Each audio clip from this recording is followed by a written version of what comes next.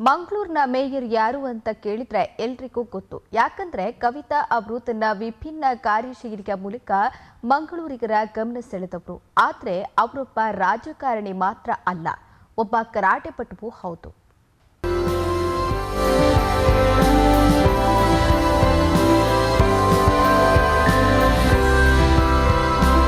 ಇವರು ಕವಿತಾ ಸನಿಲ್. ಮಂಗಳೂರು ಮಹಾನಗರ ಪಾಲಿಕೆಯ ಮೇಯರ್ ಆಗಿ ಅಧಿಕಾರ ವಹಿಸಿಕೊಂಡ ನಂತರ ತನ್ನ ವಿಭಿನ್ನ ಕಾರ್ಯಶೈಲಿಯ ಮೂಲಕ ಜನರ ಗಮನ ಸೆಳೆದವರು.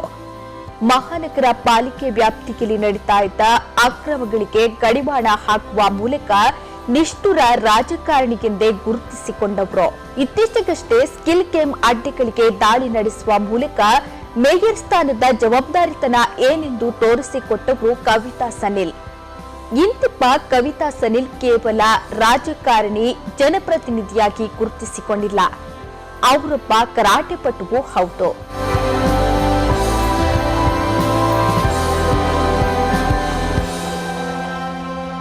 ಇಂದ 2008 ತನಕ ನಾನು ಕಂಟಿನ್ಯೂ ನ್ಯಾಷನಲ್ ಚಾಂಪಿಯನ್ ಆಗಿದ್ದೇನೆ.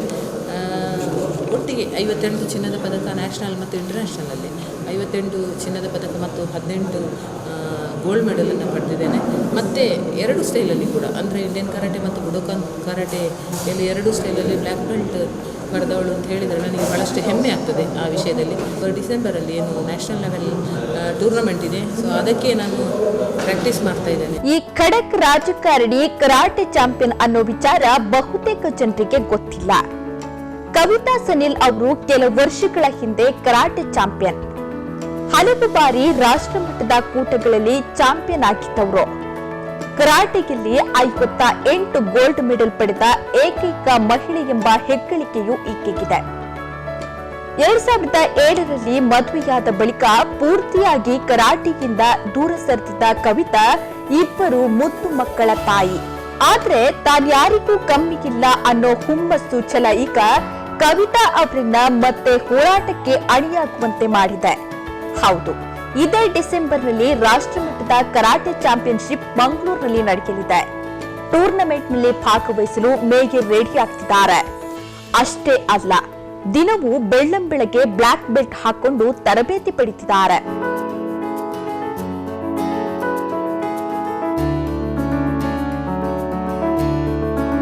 ಸಣ್ಣ ಒಂದು 4th ಸ್ಟ್ಯಾಂಡರ್ಡಲ್ಲ 5th ಸ್ಟ್ಯಾಂಡರ್ಡಲ್ಲಿ ಇರಬೇಕಾದ್ರೆ ನಮ್ಮ ಕ್ಲಾಸ್ಗೆ ಸೇರಿದರು. ಆವಾಗದಿಂದ ಅವರು ಮತ್ತೆ ಹಿಂತಿರುಗಿ ನೋಡಲಿಲ್ಲ, ಅಷ್ಟು ಹಾರ್ಡ್ ಪ್ರಾಕ್ಟೀಸ್ ಮಾಡಿದ್ದಾರೆ. ಪ್ರತಿಯೊಂದು ಟೂರ್ನಮೆಂಟಲ್ಲಿ, ಹೋದ ಟೂರ್ನಮೆಂಟಲ್ಲೆಲ್ಲ ಅವರಿಗೆ ಗೋಲ್ಡ್ ಮೆಡಲ್ ಬಂದಿದೆ, ಎಲ್ಲಿ ಹೋದರೆ ಕೂಡ. ಮತ್ತು 58 ಗೋಲ್ಡ್ ಮೆಡಲ್ ಬಂದಿದೆ, ಒಂದು 18 ಸಿಲ್ವರ್ ಮೆಡಲ್ ಇದೆ. ಮತ್ತು ಇಂಟರ್ನ್ಯಾಷನಲ್ ಪ್ಲೇಸ್ ಕೂಡ ಹೊಡೆದಿದ್ದಾರೆ. ಇಂಟರ್ನ್ಯಾಷನಲ್ ಪ್ಲೇಸಲ್ಲಿ ಕೂಡ ಗೋಲ್ಡ್ ಮೆಡಲ್. ಒಂದು ಮಹಿಳಾ ಸ್ಟೂಡೆಂಟ್ ಅವರು ನಮ್ಮ ಕ್ಲಾಸಿಗೆ ತುಂಬ ಒಂದು ಗೌರವ. ಕವಿತಾ ಅಂತ ಹೇಳಿದರೆ ನಮಗೆ ತುಂಬ ಸಂತೋಷದ ಒಂದು. ಕವಿತಾ ಸನಿಲ್ ಸಾರ್ವಜನಿಕ ಜೀವನದ ನಡುವೆಯೂ ಕೂಡ ತನ್ನ ಇಷ್ಟದ ಕರಾಟೆಯನ್ನ ಒಲಿಸಿಕೊಂಡವರು. ರಾಜ್ಯ, ರಾಷ್ಟ್ರಮಟ್ಟದ ಕರಾಟೆ ಕೂಟಗಳಲ್ಲೂ ಗುರುತಿಸಿಕೊಂಡವರು. ಸಾಮಾನ್ಯವಾಗಿ ರಾಜಕಾರಣಕ್ಕೆ ಬಂದ ನಂತರ ತಮ್ಮ ಹವ್ಯಾಸಗಳಿಗೆ ತಿಲಾಂಜಲಿ ಇಡಬೇಕಾಗ್ತದೆ. ಕೌಟುಂಬಿಕ ಜವಾಬ್ದಾರಿ, ಸಾರ್ವಜನಿಕ ಜೀವನ ನಿಭಾಯಿಸಿಕೊಡುವುದು ಹೆಣ್ಮಕ್ಳಿಗೆ ಸವಾಲಾಗ್ತದೆ. ಆದ್ರೆ ಅವೆಲ್ಲವನ್ನು ನಿಭಾಯಿಸಿಕೊಂಡು ತನ್ನ ಹವ್ಯಾಸಗಳನ್ನ ಮುಂದುವರಿಸುವ ಕವಿತಾ ಸನಿಲ್ ನಮಗೆ ವಿಭಿನ್ನವಾಗಿ ಕಾಣ್ತಾರೆ. ಸದಾ ಚಟುವಟಿಕೆಯಿಂದ ಇರುವ ಕವಿತಾ ಸನಿಲ್ ಮಹಿಳೆಯರಿಗೆ ನಿಜಕ್ಕೂ ಆದರ್ಶ. Ganesh, Prime TV News, Mangaluru.